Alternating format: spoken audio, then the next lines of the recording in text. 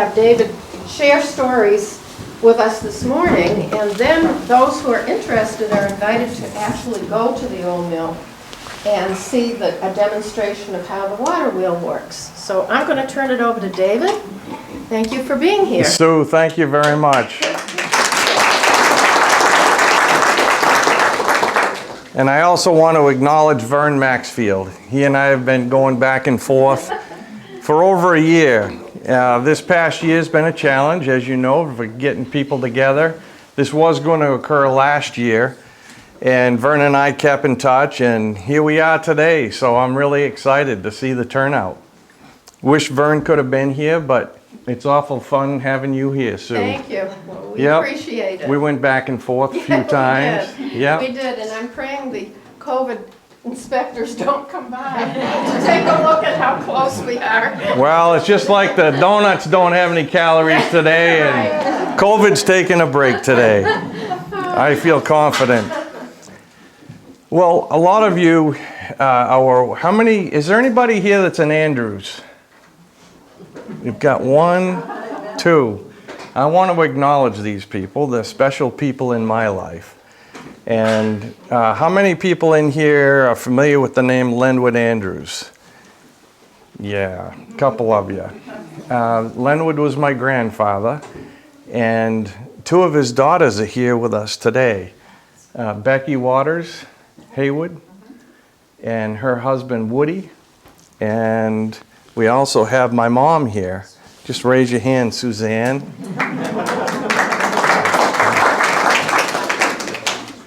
So it's special to have a few family members here and just lots of friends that I just haven't met yet. Yeah. So I'm just going to share with you a few tidbits about the funeral business and about the mill, some of the characters that came along in ownership of the mill. And I just want to say a few words about my grandfather, Lenwood Andrews. Some of you knew him as Pete. And he and I told him this many a time, that if we grew up together and we weren't related, we would have been best friends. And I sincerely believe that. And as close as you can become to being best friends and being related, that was kind of what our relationship was like. He was from hunting with him. We hunted at the same rate, same pace.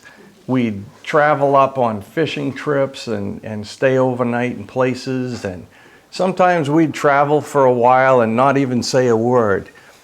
And sometimes it was a lot of miles and we wouldn't say a word, and it was fine. We were just comfortable with each other. You know, we weren't always feeling like we had to say something.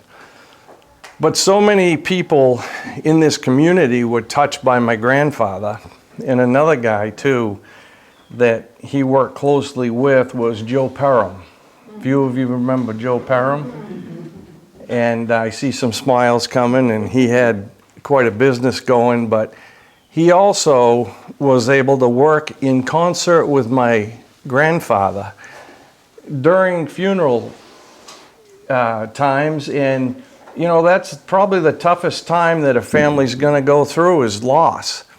And I just felt that my grandfather and Joe Perham, they were a terrific team together in helping families get through that whole process of dealing with a death in the family. And with that said, I just want to give you a rundown of the owners. There were 6 different owners of the mill over 160 years. Started out with David Andrews, who I was named after. I told my mother, thanks for naming me that. It helps for today's speech. So then there was Ziba. When my wife and I had children, we were going through family names. Ziba didn't make it. Then there was Isaac. That was acceptable. Then there was Alva, Harlan, which was my grandfather Pete's, Lenwood's father, and then there was Lenwood. Now back in 1824, David Andrews They came from Taunton, Massachusetts. There were 3 different generations of Andrews, and there was something about a Mayflower, but I can't confirm that. So anyway, back in 1824, David Andrews had the idea of creating a business out of a water-powered sawmill. And what he needed was a brook that ran 12 months out of the year, because you can't do business 6 months out of the year, and if it dries up, it's no good. So through his hiking and whatnot, he found the Perkins Brook and the Newt Brook, and they came together, and he kept checking them, and he noticed that they were running for 12 months out of the year most of the time. So that's when he went ahead and he built a log cabin first, right near where the mill is today. Then he built a wooden dam, and then he built the mill. And that was back in 1824. And there's thank goodness my grandfather wrote some of this history down, because it's just so rich. When David decided to go ahead and build the mill, he needed some helpers. And he also decided, if I go to Portland and get a barrel of rum, I can entice a lot more people to work with me. So that's what he did. He went to Portland with a horse. It was oxen, actually.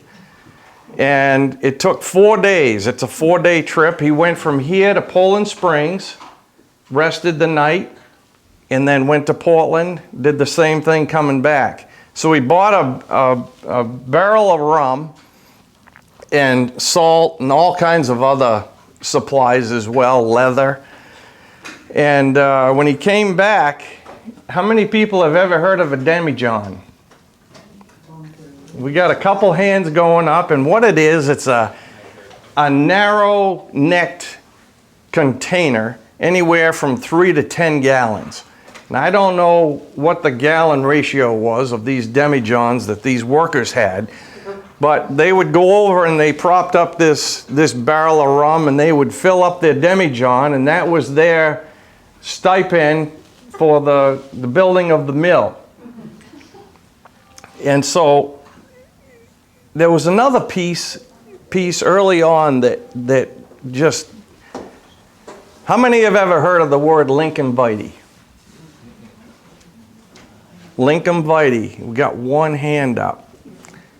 2 hands, maybe 3. And there's some that are shy that aren't putting their hand up. So I'm going to say maybe there's 10 people. Lincoln Vitey is a type of wood, and it's compared to iron. And different woods everything can be calibrated by hardness. Now, how many would think red oak's pretty hard wood? For a Maine, New Hampshire, red oak's what you want to go with, right? Red oak's got a hardness of 1,290. Lincoln Vitey has a hardness of 4,500. That's why they call it ironwood. If you put it in water, it sinks. Somehow, David Andrews heard about Lincoln Vitey. And I was thinking about this. I don't know the story of how he heard about this ironwood, but they needed it for a bearing. So you've got the pin stock down below, and then it drives a shaft, and then everything kind of sits, and there's a bearing underneath there once you get up in the mill. And that's where he wanted that Lincoln Vitey, a bearing that would last forever. And to my knowledge, it's the original bearing. There is a second one that's been turned on a lathe that's in the mill in case the first one fails. But my thought was, let me know if you think I may be on the right path. Way back when, in the 1800s, Maine was known also for mass, the big white pines for the tall ships. So there was some boats that were coming in and out of port, and I'll bet you somebody had Lincoln Vitey on there that was selling it. And I'll bet going to Portland, somebody knew somebody had built a mill, And of course, there were no telephones back then. So I'm thinking that that's how somebody imported some Lincoln Vitae. And what's interesting is my wife and I, Maureen, where are you? Hi there, honey. We went on our honeymoon. I go right back to honeymoon days when I start talking about it. But we went to St. Croix, and I'll be danged if we didn't go to what do you call them? Arboretum, right? And there's a Lincoln Vitae tree growing. And I got so excited. You know, I think I missed half the tour because I couldn't believe that this tree was actually growing. So it's from the West Indies, I believe. I don't think we have any Lincoln Vitae trees here in Bryant Pond. Also, Stanley, some of you may know my grandfather's brother Stanley, great guy. He whittled all or cut these rock maple, what do you call them? The gears that actually make the mill turn. And there's a bunch of extra ones just in case that sometimes they blow out once it's going. And it's quite a clickety-clack sound that you'll hear later if you choose to come up to the mill, once that mill starts going. But Stanley was in charge of those rock maple gears.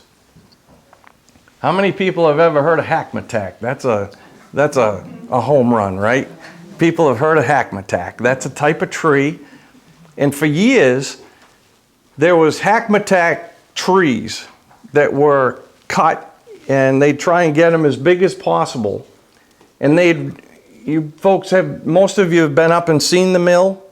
If you haven't, you'll see exactly what I'm talking about. What they do is they'll take those hackmatack trees and they'll put them up against the mill, and then the other end up against the cement bridge.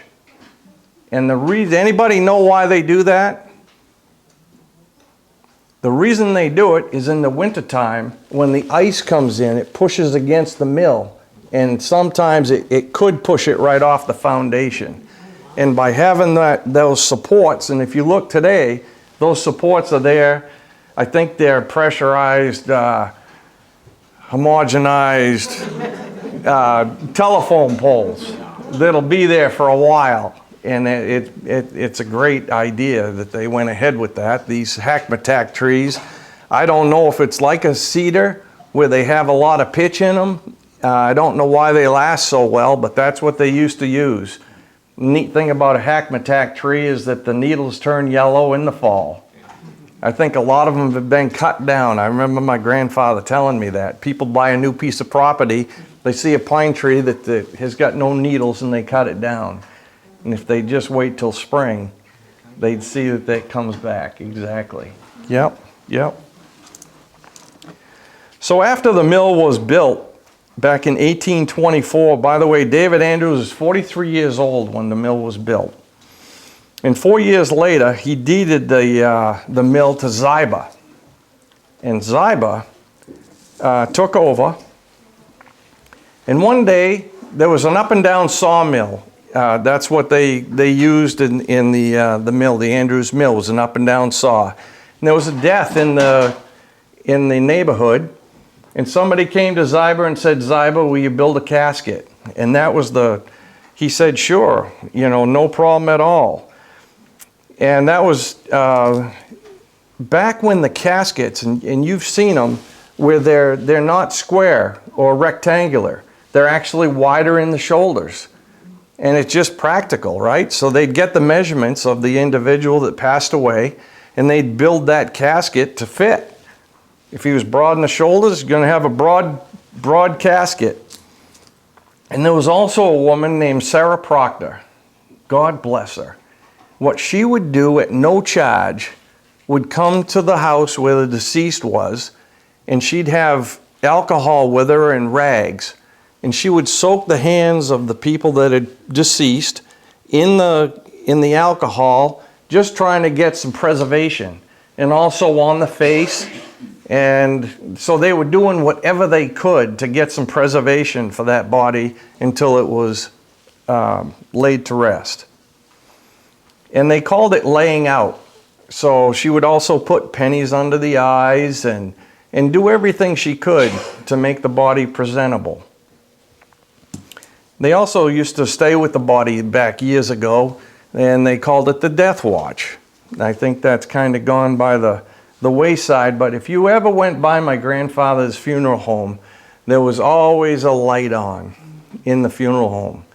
And that was by design, just to give people a little peace. If they had a loved one in there, when they went by, there was a light on.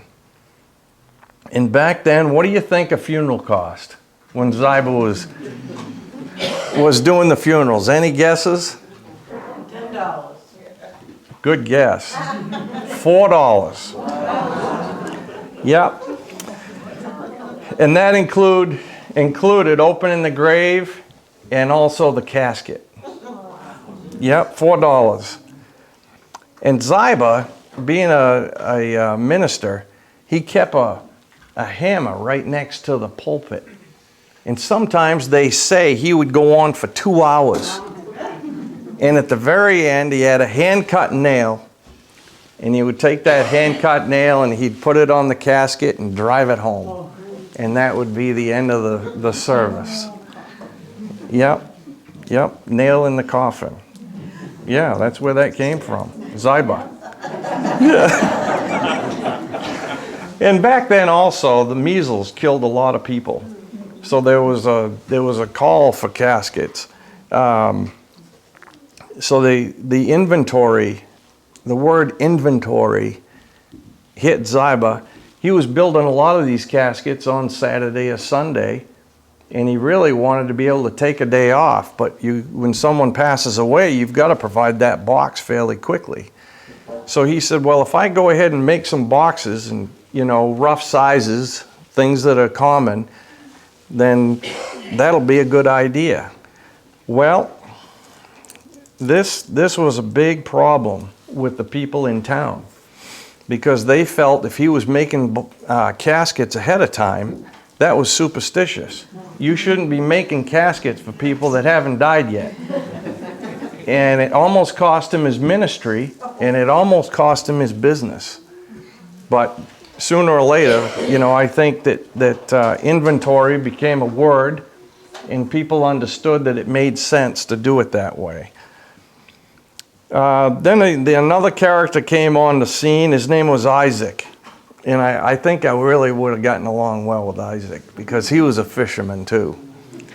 And as he got into his older days, does anyone remember Kohl's store?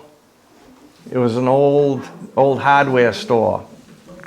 And Isaac became feeble and not well enough to go up to Loose McGuntic and go up to Bemis and fish off the wharf. So his wife said.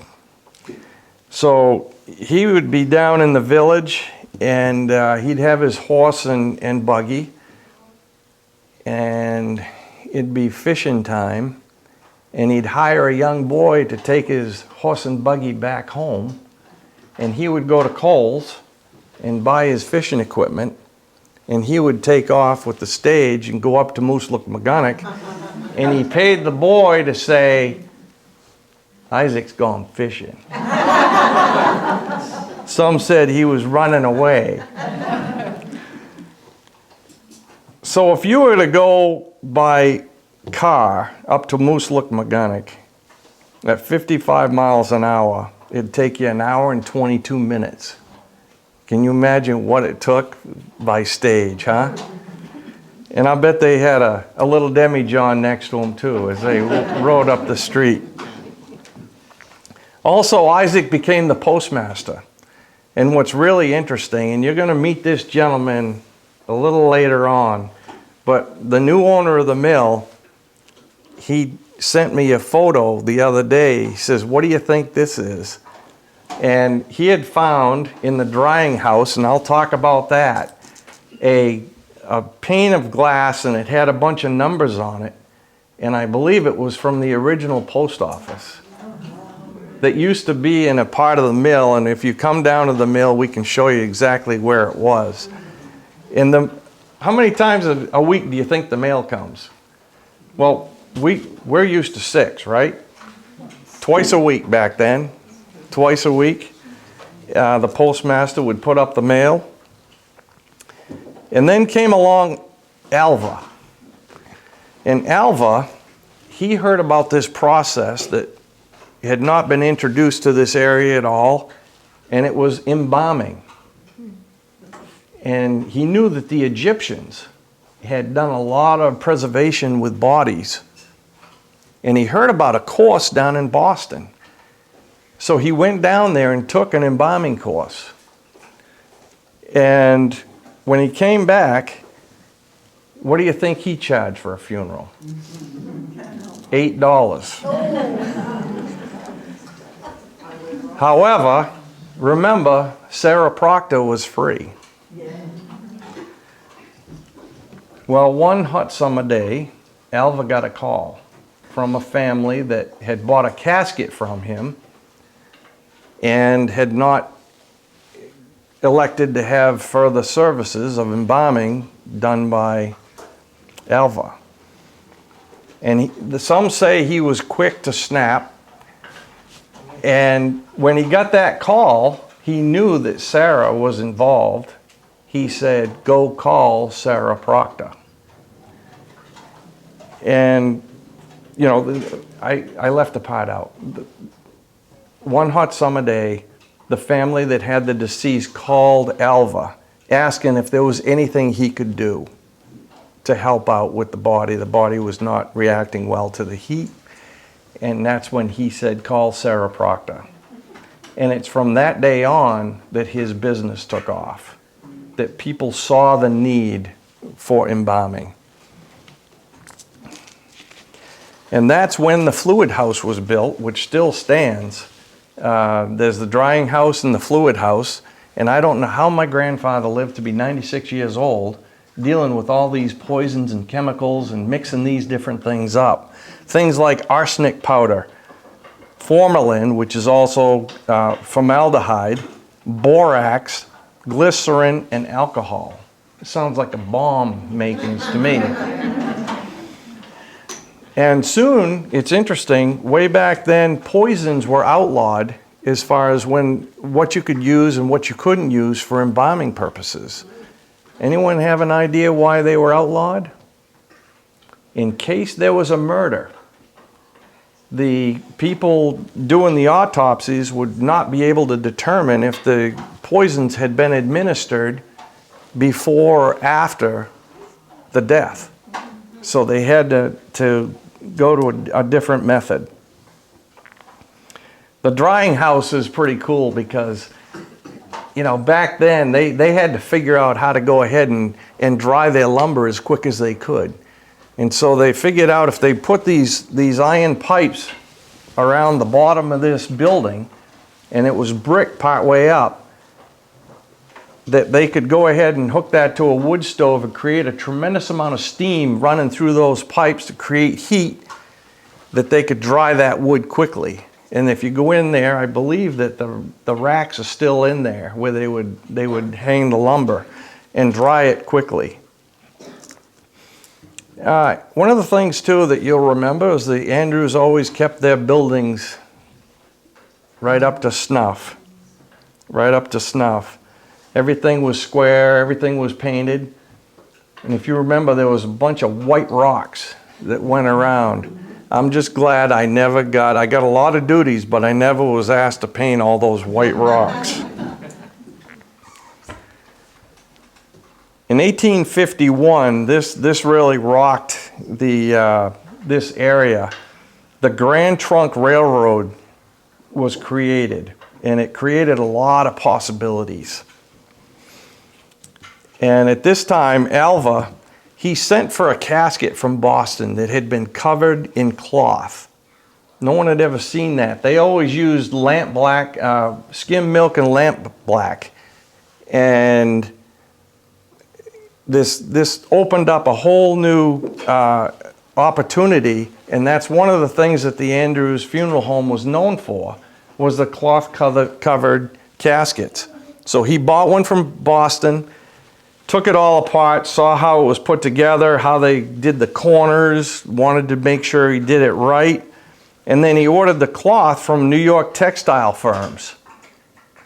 Bolts of cloth, and there were all kinds of people. They had a Buckfield funeral home that were making different linings and pillows and all kinds of things. And like I said, it eliminated the painting of the skim milk and lamp black.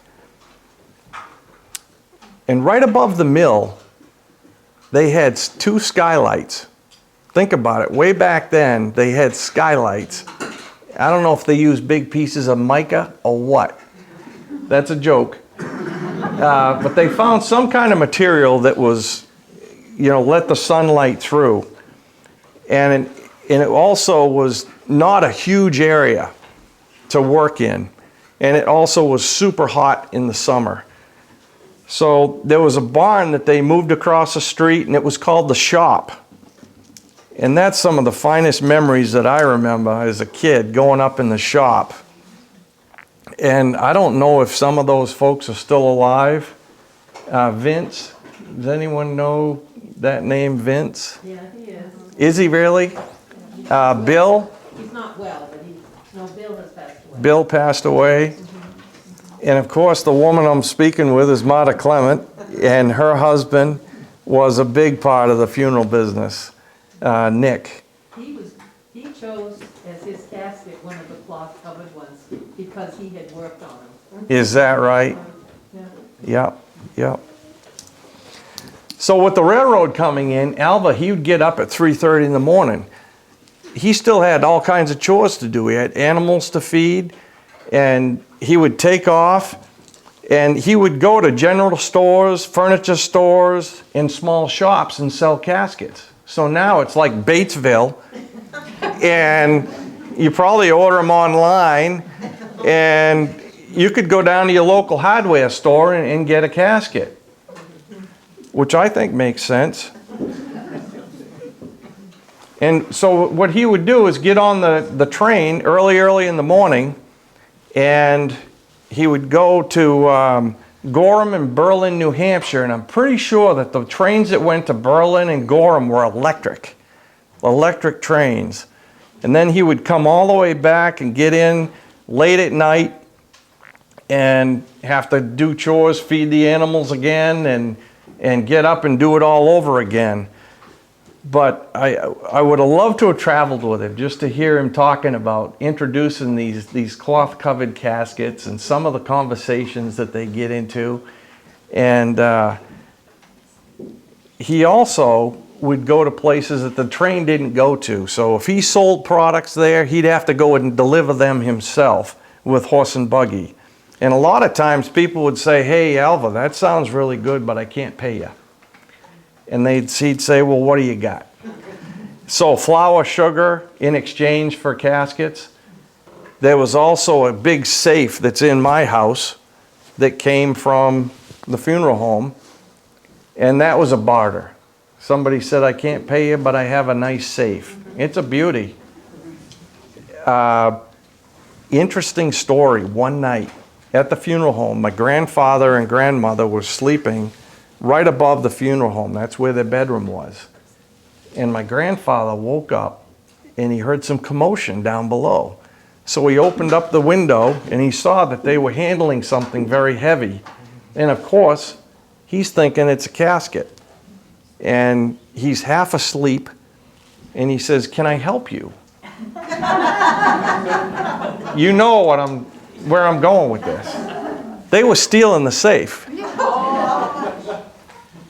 But Gramp, I'm going to keep you good on this one. He came to his senses, realized what was going on, got on the phone, and by the time they got to Trap Corner, they had him pulled over.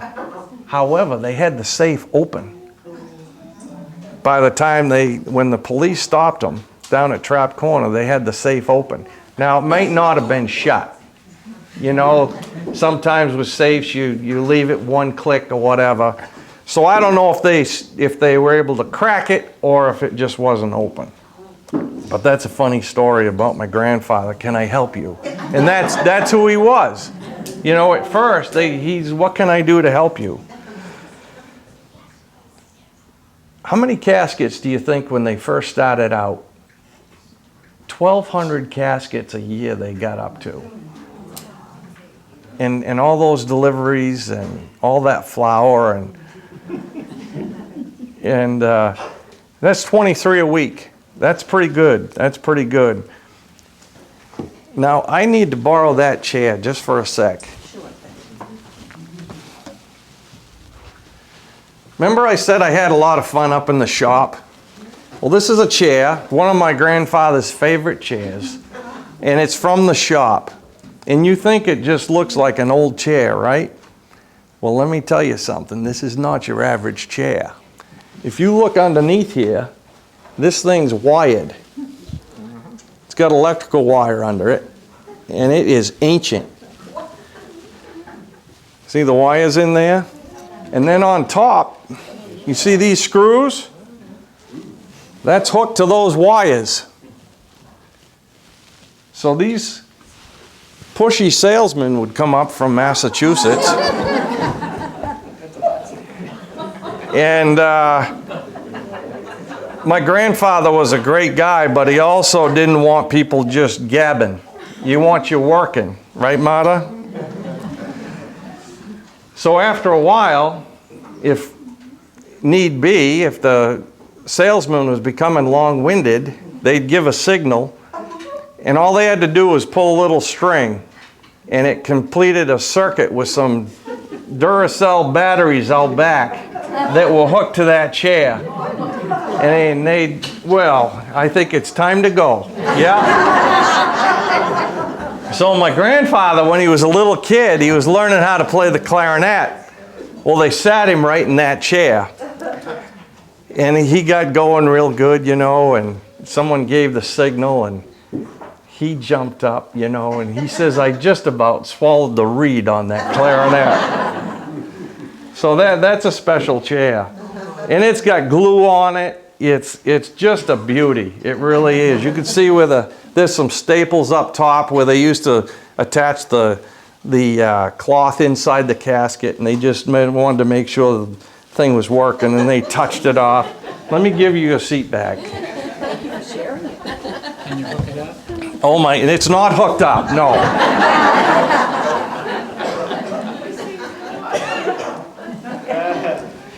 You know, back then they also used to have a hearse house at the cemetery.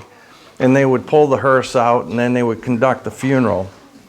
And the Andrews actually built their own hearse, and it was called the Black Maria. And it was in my grandfather's barn until he moved. And it was a beautiful thing to be seen. You could take the wheels off it, and in the wintertime you could put runners on it and run it on the snow. And it was, the back box was all covered in leather. And it was, a lot of the old sleighs back then, they had all kinds of ornate things all over them, and, you know, beautiful glass. And the Andrews, they went with a black leather box that was just very classy, and that was it. And many of the funerals back then were disrupted by horses that were not behaving. Becky's a horse lady. They don't always act the way you want them to. Not always. And of course that would be very embarrassing for the funeral director if that were to happen. Also, when they went to lower the casket into the ground, if they didn't have proper ropes, they would actually take the reins off the horses and double, you know, use and lower the casket in. And I just think of the, you know, today, you know, the family leaves and it's all automated, and you think about the simplicity back then, and it's refreshing. There was a guy named Chester Beckler. Anybody ever hear of Chester Beckler? This is many years ago. And he was working on his horse near the mill, trying to get him to go up a hill, pull a big load, and he was whipping him pretty good. And he got kicked in the chest by the horse, and he was unconscious. So the Andrews went and got the Black Maria, and they put Chester Beckler right in the back of it, and they brought him home. And then they had to call for the doctor, who was on the back side of the mountain, to come help Chester Beckler. Now, the doors on the back of the Black Maria, usually they were closed if they were hauling a body or a casket with a body in it. But because Chester Beckler was not dead, had not deceased, they left the back doors open.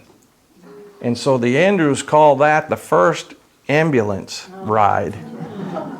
And that's what, they did end up having an ambulance business as well as the funeral business. But that was the first ride. Many of the deaths, they occurred at night. And the women back then, a lot of them would set out cookies and food, beans and pies.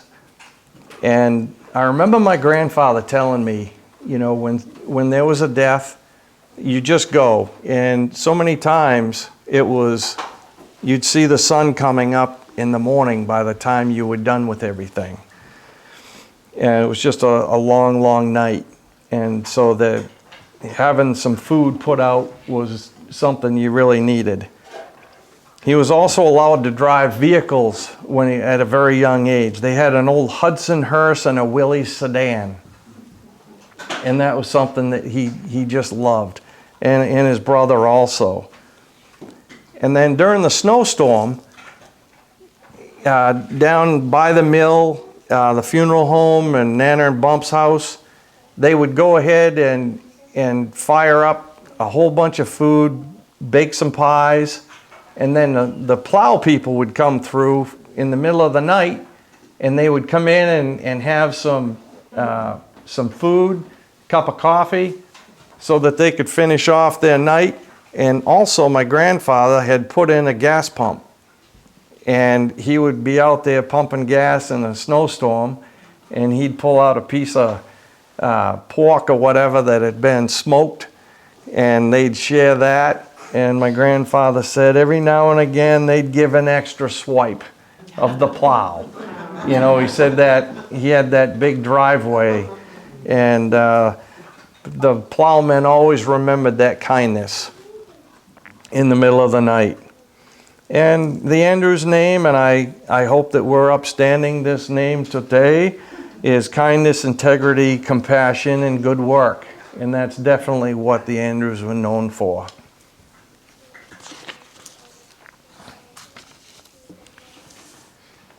When someone would pass away, my grandfather's dad, which would have been Harlan, he would go into the house alone and he would comfort the family, and he'd give a handshake and some kind words, and he just took some time to listen to the family when he first went in there.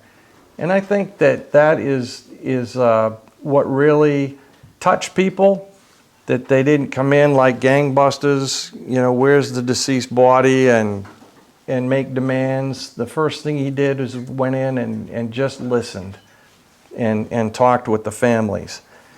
Then Stanley and my grandfather, they were young kids at the time, would be in the car, and they stayed there until their father came out and got them. And he didn't, he'd give the family time, and when it was time to go ahead and take care of business, then he'd go and get the assistants. And he would carry in they called it the grips, all the things that they needed, the chemicals and things that they needed to embalm the body. And what I brought with me today, and the other thing too that I didn't start by saying, and I should have, is I'm not going to go into things I'm not going to go into everything about embalming, and so I don't want you to worry about that. I hope this is okay to put this here. This is a case that my grandfather used to carry when they did the embalming in the houses. And inside, they had no electricity, and this is the old pump that they would use, this little pump to inject the embalming fluid. And then there's some other tools in here that I'll just leave in here for right now. But there's paperwork on the inside of this talking about embalming, and you know, it's a kit that they bought way back when. And I just remember seeing that up in the attic and said, boy, oh boy, that's a piece of history right there. So I grabbed it.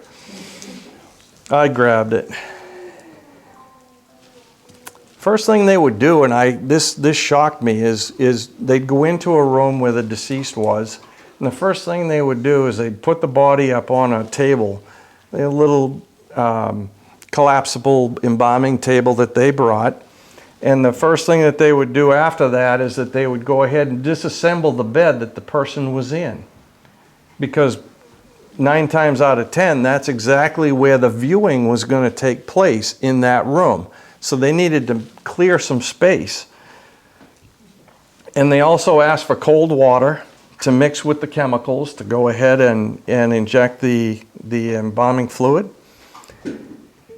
And, you know, working with grieving people is really, really tough. And my grandfather would talk about this a lot. And many times, he knew these families very, very well. And he was grieving as well, but had to also go to work. And it was really tough. And he also talked about how funeral directors' wives had to be special people. And also the children had to be special children. And I remember many a Thanksgiving and Christmas, that phone would ring. And in the house were high ceilings and hard linoleum floors, and that ring and those old phones, you know what I'm talking about, was so loud. And he wanted the ringer turned up because he couldn't miss a call. But I remember during Thanksgiving meals, Christmas meals, it didn't matter. If that phone rang, he was gone. And I know the husbands also, my dad was instructed to bring his suit to Christmas and Thanksgiving. And if there was a call, he was going to be on it as well. So don't forget your suit.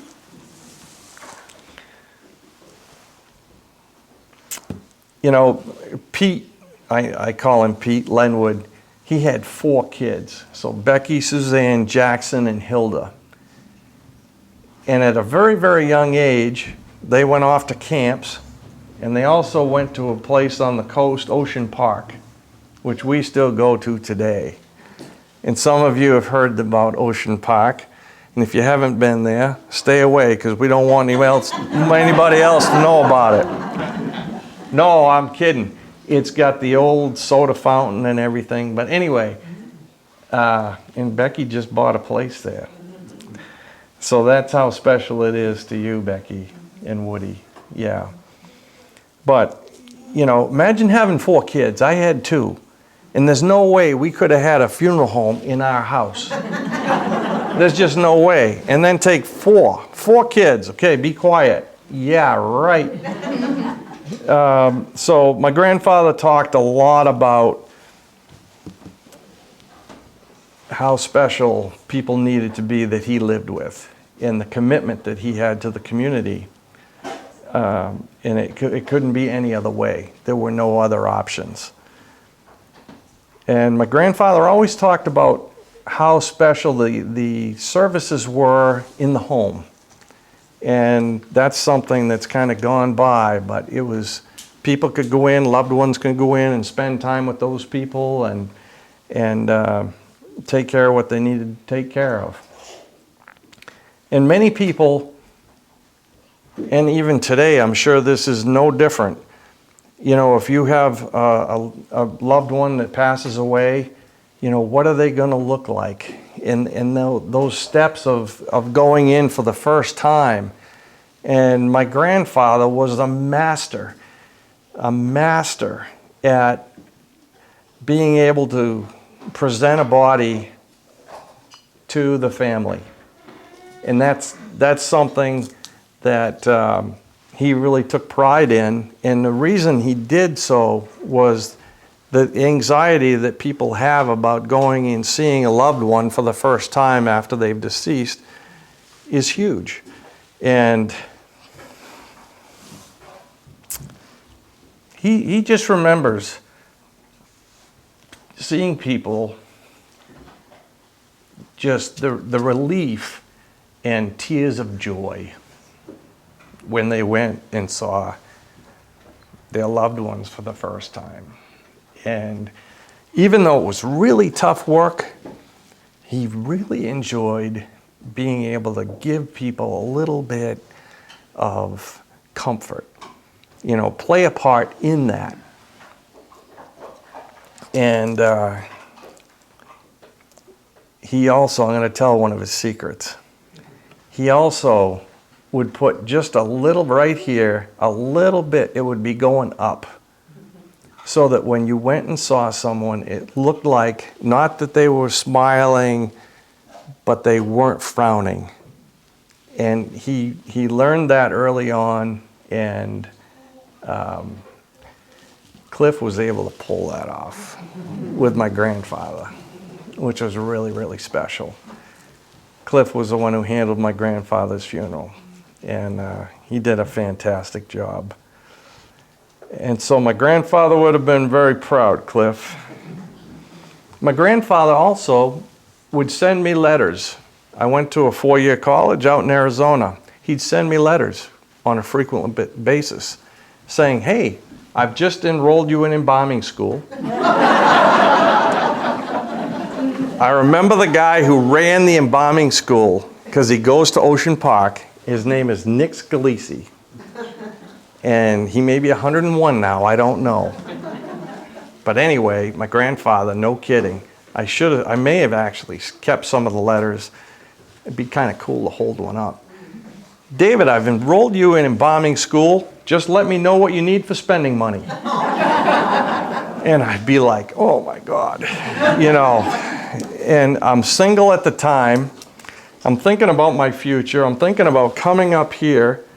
And I said, you know what, Gramp? I'm going to come up during my summers, and I'm going to work with you for a month and a half. And I'm going to just absorb myself into your business and see if it may be something that I'm interested in. So I did.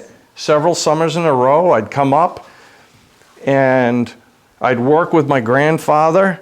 And he was a guy, if you did a bang-up job in whatever it was that you were asked to do, you know exactly what I'm talking about, you two girls. He'd say, next, we're going to go over here and do this. I'd say, what about this? This was like, check that out. Next, he was on to that. He was a tough guy to work for a sensitive guy like me. So, as I was going through the process of giving this guy my time, I respected him so much. I couldn't just say no. I needed to spend time with him. I needed to spend time in the business and actually see if it was something that I wanted to do. And it wasn't. It wasn't. I wanted to deal with people that were smiling. And I would hold those doors at the calling hours, and everybody was crying. And I do too if I lose a loved one. I get it. But I didn't want that to be my business. I really didn't.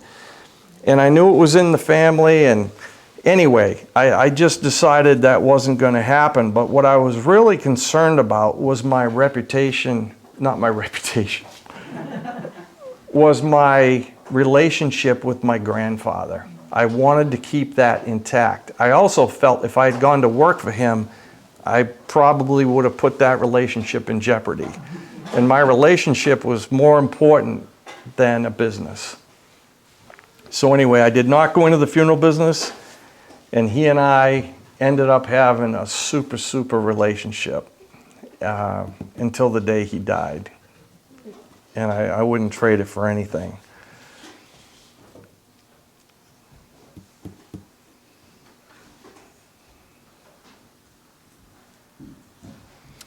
He was a particular guy. He would think about when he cut his grass. He cut it 2 days before a funeral because he knew if he cut it a day before the funeral and you walked in the grass and it had dew on it, you get grass on your feet. But after 2 days, the grass actually sinks down into the grass and is gone, and it won't get on your feet. He had an old broomstick with a piece of ash. I have it at my house. I should have brought that too. I'm not sure it would have fit in the car. But it's a piece of ash about this big around, about that long, and it's got a broomstick in the middle of it. And the purpose of that broomstick is to go around where there's gravel in the parking lot where the funerals people would park, and he would have people tamp down rocks so that nobody would trip. How many people do that in a gravel parking lot? Well, that was a job for somebody to make sure that there were no rocks sticking up. Wash cars. Only guy I ever met that would wash his cars with no soap, just water. Wash them with soap every week. They're going to build up, the soap's going to build up on the car. He said there's no need. You wash them with water and you wax them twice a year, they're fine. Pull in the garage. I remember over in Marta's garage where they keep the hearses years ago. You pull in there and there were these boards that were hanging with cloth on them. So when you open up your door, it's not going to hit the next car. Everything's padded. It was unbelievable. And he always wore a collared shirt. And I don't care if we were going fishing. The guy always had a collared shirt, and if he was going down to check his mail, he made sure he had a tie on. And again, that was out of respect. He says, if I put jeans on and a t-shirt, and I have one of their loved ones in my house, what kind of message is that going to send them? And so he was always thinking about dignity and honoring people. And it didn't matter where we went. If we were up fishing and having dinner at some place, he would tell his stories and he would meet people, and many times it was young people that he would meet. And he was unbelievable. But you know, my wife and I took parenting courses when we had, well, she was pregnant with our first child when we took our first parenting class. And the woman teaching the class, she said something I'll never forget. She says, when you raise your kids, you're not just raising your kids, you're raising your grandkids. So when I go back to my first page here, and I talk about David, Ziba, Isaac, Alva, Harlan, and Lenwood, those guys were laying down all these principles and all these morals and values that was being passed on to generation to generation to generation. It's powerful when you think about it that way, and each generation I do feel is getting better, and you take these things and you learn new things and you pass them on. Before my grandfather sold the mill, he gave away some of the machinery in it, and it's in the Augusta Museum. And that brings me to my next and closing remarks, that these last couple years myself, I know Becky, have made calls trying to find somebody that's going to go ahead. Cliff has been trying to work and find somebody that's going to buy the mill and restore it, because it was really getting tender. And somebody put it on Facebook, realtor. The thing ended up going viral, and our viral buyer appeared.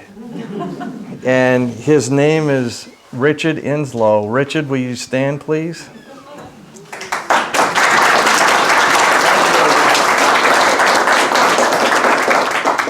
And Richard is married to Mary Lou.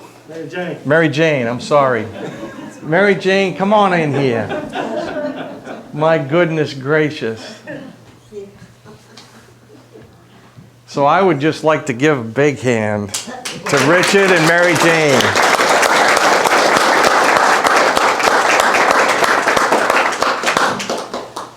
I've only been there for a few of the festivities in the restoration of this mill. I was in town the day that they got the water wheel working after many years of not working. I think Cliff was there to witness it. And the ingenuity that's gone into the mill is pretty close to the ingenuity that it took for David Andrews to build the mill back in 1824. I've heard of people getting into their skivvies, not Richard. Somebody else who's going to go unnamed, and actually swimming out with, am I exaggerating? About this big around piece of fur, and swam it out to the back side of the mill. Somehow you and he got this thing up on a cement pad. You had jacked up the mill, put this thing in there, and then let it down. And you're dealing with a mill built in 1824. You don't know how far it's going to come down. And these guys are fearless. And the new timbers that are in there, the doors open and close inside the mill now, it's remarkable. It really is. So I just want to thank everybody that came today and got to learn a little bit about the mill and the funeral business. It's been my pleasure, it really has been. And Richard is going to also allow us to come up to the mill and actually, is the wheel working, Richard? I think it is. We have opened it since we've been here, so it has been open. Neat. He's replaced the doors. I mean, it goes on and on and on. Cliff and Mimi, they have offered, as well as Marta, their homes are right near the mill, situated near the mill for parking. There's going to be plenty of parking. And we'd like to invite everybody back to the mill. And actually, not everybody can probably go in at one time, but we'll monitor that and make sure that everybody who wants to get in gets in. And to see the mill, these great big leather belts, they're like this big, and I don't know how old they are. They start turning, and remember I said Stanley's gears, those rock maple gears started chattering, and the whole building just takes on a whole life of its own. So, am I right, Richard? You're right, David. Do you want to say anything, Richard? I just got to say, you need a 10-minute head start so you can tamp down the parking lot before we get. Oh my God! I guess that shoots me having another big gooey donut, doesn't it? Well, hey, let me move this back, and you guys, again, thank you so much. Thank you so much.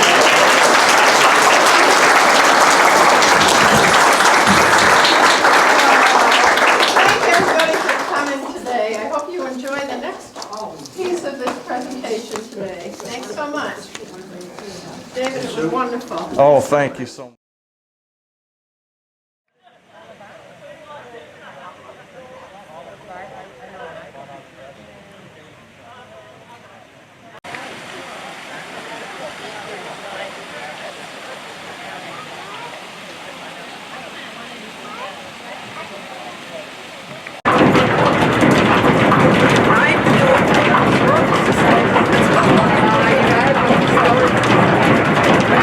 Bearings or anything, so I just don't want to run it. I get it. Thank you so much. That was awesome. Thank you.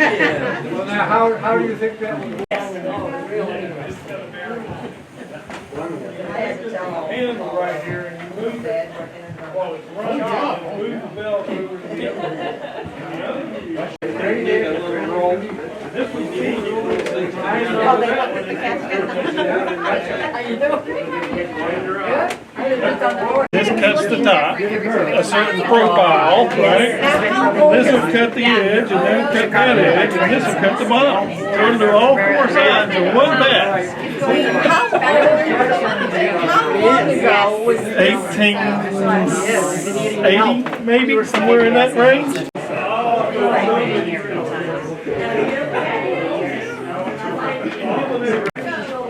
You weren't allowed to do that. Jared would love that story.